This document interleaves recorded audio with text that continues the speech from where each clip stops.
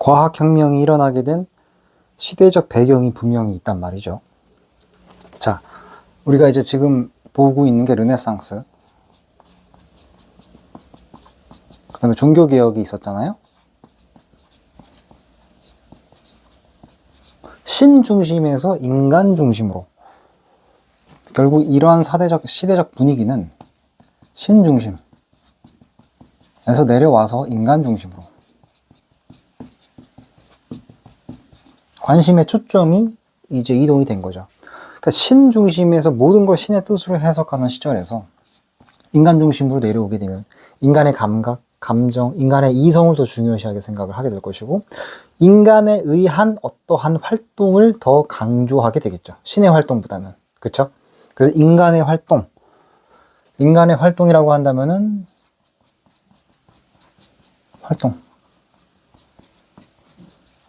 탐구, 이런 부분들에 대한 관심이 이제 신 중심에서 인간 중심으로 나아가게 된다. 그래서 이때 이제 과학이라는 게 뭐예요? 외부 환경, 외부 자연에 대한 탐구죠. 그 다음에 대항해 시대가 열리게 됩니다. 새로운 대륙을 찾아서 나서기 시작하는 거죠. 그래서 이제 콜럼버스가 아메리카 대륙을 발견하기도 하고요. 그래서 이런 맥락에서 신 중심에서 인간 중심으로 시대가 바뀌게 되더라. 그래서 요 시대의 과학 시대, 과학혁명을, 저번 시간까지 이야기한 게 이제 르네상스 종교개혁이었고, 과학에 있어서 엄청난 혁명이 일어납니다. 그래서 이거를 우리가 뭐라 그러느냐, 코페르니쿠스적 전환의 시대였다, 이렇게 이야기하죠. 코페르니쿠스적 전환, 어떤 패러다임의 전환이 크게 발생을 한 그런 시절이었습니다. 그래서 코페르니쿠스적 전환이, 코페르니쿠스가 뭐라고 이야기를 해요? 천동설이 아니라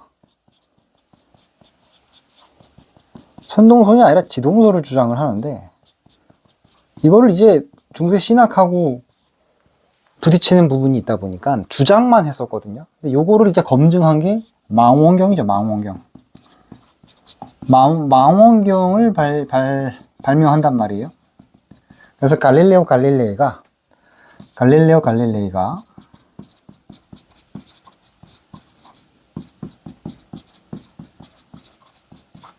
검증하죠. 어떻게 검증을 해요? 관찰했다는 거죠. 관찰과 검증을 통해서 천동설이 아니라 지동설이 맞다 라고 하는 거를 이제 검증을 해낸다라는 거죠. 그 다음에 이 당시에 어떤 각종 기압, 공기의 개념, 이 기체 역학에 대한 탐구가 이루어집니다. 그래가지고 온도와 부피와의 관계라든지, 온도, 부피, 관계, 아르키메데스의 부력의 원리, 뭐 이런 것들이 이제 등장을 하게 되죠. 그래서 과거의 여러 가지 과거의 연역적인 명제들을, 과학의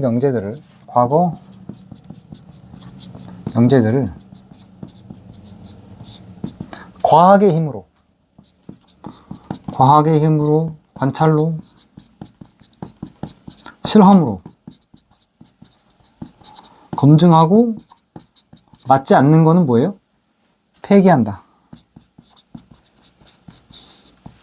그래서 인간의 지식이 좀 더 정밀해지고 엄밀해지는 것이죠. 그래서 과학적 방법이라고 하면 연역의 시대가 이제 끝나고 귀납의 시대가 열리게 된 겁니다. 또 하나 이제 우리가 이야기할 게 뉴턴. 우리가 이제 미적분학 하면, 이게 원래는 미적분학을 뉴턴이 먼저 발견을 했는데, 뉴턴의 미적분학보다는 이제 라이프니츠의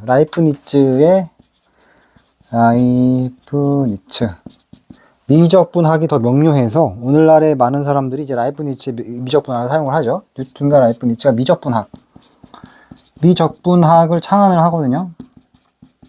미적분학이 왜 중요하냐면, 미분은 계속해서 나누어서 아주 미시적으로 기초 단위로다가 나눠서 제1 단위로 나눠가지고 쪼개서 세상을 설명하는 거고, 적분은 끊임없이 쌓는 거잖아요. 그러니까 미분과 적분을 통해서 현상의 측정, 이 미적분학이 기여한 바는 현상,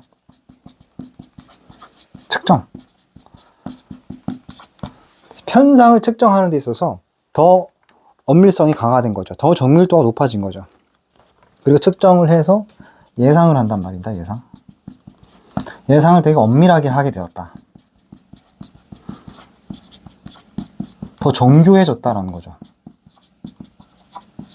그래서 우리가 한계의 개념이 경제학으로도 들어오거든요. 미적분학이 나오면서. 한계라는 게 뭐예요? 단위 생산이 하나 변했을 때 이것에 의해서 다른 변수가 하나의 그 변수가 독립 변수가 작용이 되었을 때 종속 변수가 어떻게 변하는지를 예상하는 데 있어서 이 아주 작은 단위까지도 미분하고 적분을 통해서 계산을 하게 됐다. 이걸 이제 마지널 이펙트라고 하거든요. 한계 효과, 그래서 한계 효용의 법칙, 뭐 한계 비용 최증의 법칙, 한계 효용 최감의 법칙, 이런 것들이 나오죠. 그래서 미적분학이 세상을 바라보는 데 있어서 세상을 더 엄밀하게 측정하게 되었고, 그 다음에 이제 한계의 개념입니다. 한계. 마지널이라고 번역을 하는데, 맨 끝에 가서 하나가 더 증가했을 때 나머지 종속 변수가 어떻게 변화하게 되는지, 뭐 이러한 개념이 이제 등장을 하게 되는 것이죠. 그래서 미적분학이 발달을 했다. 그 다음에 이제 뉴턴적 세계관이 되게 중요한 부분입니다. 뉴턴의 세계관. 우리가 이제 F는 ma 이렇게 이야기를 한단 말이에요. 저도 이제 문과기 때문에 뭐 이과적 지식을 잘 없습니다만, 힘은 질량 곱하기 가속도다.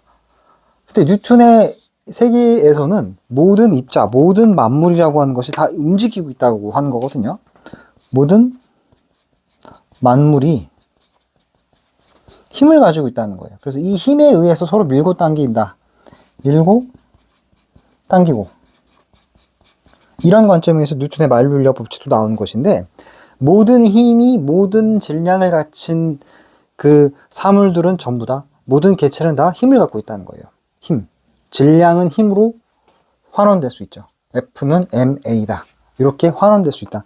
이러한 사고방식이 나중에 이제 아인슈타인에 의해서 현대 양자 역학에까지 쭉쭉 영향을 이제 패러다임의 변화를 통해서 쭉 발전을 하면서 결국에는 뭐예요? 미시 세계에서 거시 세계까지 통틀어서 미시와 거시를 통틀어서 하나의 단일한 이론으로 설명하고자 하는 소위 통일장 이론이 나오게 됩니다. 근데 이거는 이제 나중 얘기고 여기서는 결국 뉴턴이 신의 의지로 설명했었던 세계를 과학적으로 이성적으로 탐구를 해서 신의 의지가 아닌 다른 독립 변수에 의해서 설명될 수 있다라고 하는 것을 입증해낸 것이죠. 그것을 뭐라 그랬다? 힘이라고 했어요. 힘. 모든 질량을 가진 개체들은 힘을 가지고 있다는 것이죠. 그래서 뉴턴의 세계관이 이렇게 세상을 바라보는 중세 신학적 관점을 완전히 뒤엎어버리게 됩니다. 그래서 이러한 뉴턴의 세계관과 더불어서 그 데모크리토스가 우리가 고대 철학에서 원자론을 공부했지 않습니까? 이제 근대적인 원자론으로 다시 등장하게 됩니다. 근대적 원자론. 고대 철학에서 데모크리토스가 주장했었던 거잖아요. 데모크리토스의 원자론이 중세 시대를 거쳐서 다시 르네상스 시대의 과학혁명의 시대에 다시 등장을 해요.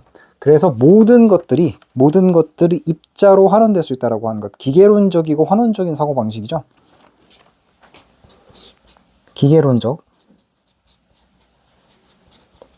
그다음에 환원주의적인.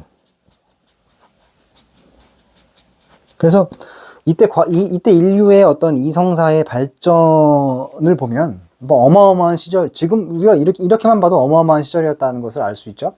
우리는 후세에 살고 있기 때문에 이 당시에 이러한 변화가 얼마나 대단한 변화였는지를 우리가 실감할 수는 없지만, 모든 걸 다 신의 뜻으로 설명하는 그런 시절이어서, 모든 걸 다 신의 의지로 설명했던 거에서 인간이 자신의 이성이 발달한 그 정교한 측정 장치들과 그리고 인간의 이성을 통해서 만들어낸 미적분학이라든지 수학을 통해 가지고 신의 의지와는 상관없이 돌아가는 독립되어 있는 마치 신의 의지하고는 상관없이 나름대로의 법칙을 갖고 돌아가는 것처럼 보이는 그러한 자연을 목격했을 때, 발견했을 때 인간이 느끼게 된 충격이라고 하는 것은 어마어마한 것이었겠죠. 그렇죠? 그래서 천동설도 지동설로 바뀌는 것처럼 천동설이 지동설로 바뀌는데 엄청나게 많은 시간이 필요했단 말이에요. 그래서 신의 뜻에서 인간의 세상으로 내려왔더라. 그래서 우주 전체를 신앙의 관점에서 과학의 관점으로 보기 시작을 한 겁니다. 그래서 이 모든 것들이 결국에는 신의 의지에서 독립되어 있는 독립적인 어떠한 원인에 의해서 만들어진더라. 원인. 그리고 이 원인을 우리는 탐구하기 위해서 가설을 설정하고 그리고 검증, 측정, 실험 하더라. 그 다음에 관찰한다. 신의 의지로 모든 것들을 설명하는 시절에서 이제 인간이 주체성을 갖고 주체적으로 세상의 원인을 탐구하고 가설을 설정하고 검증하고 실험하고 관찰하는 그러한 시대로 넘어갔다는 것이죠. 이러한 시대적 변화를 우리가 뭐라 그런다? 코페르니쿠스적 전환이었다. 과학혁명의 시대였었다. 그래서 후세대를 살고 있는 우리 입장에선 이게 뭐 얼마나 대단한 것인지 잘 체감이 안 될 수 있지만 중세의 시대를 생각을 해보면은 그야말로 엄청난 사상사에 있어서의 진화였었다. 충격적인 진화였었다. 패러다임의 변화였었다. 이렇게 볼 수가 있겠습니다. 그래서 오늘 여기까지가 이제 과학혁명이었었고 대충 이제 한 17세기 정도를 이야기합니다. 17세기 정도 이야기를 하고 그 다음부터는 이제 다시 베이컨으로 넘어가도록 하겠습니다. 과학혁명의 시대였습니다.